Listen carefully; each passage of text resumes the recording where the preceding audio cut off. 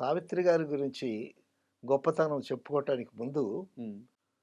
మహానటుడు SV Rangarao గారు సావిత్రి గురించి ఏమన్నారో మనం ఒకసారి గమనిస్తే, ఒకసారి ఎస్వి రంగారావు గారితో ఆయన కాంటెంపరరీ ఆర్ట్ డైరెక్టర్ వాలి. హ్మ్.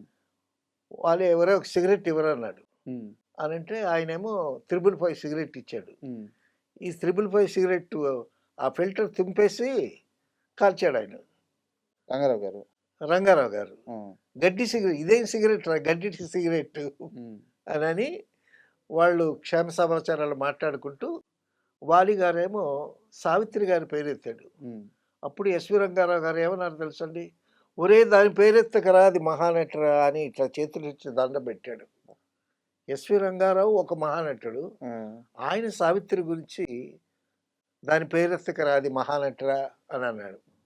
అంటే అది 'సంపూర్ణ రామాయణ' సెట్‌లో. సార్. నేను చూసి బిత్తరపోయాను. హ్మ్. ఎస్వి రంగారావే మహానటుడు. సావిత్రిని అంత పొగుడుతున్నాడేంటి?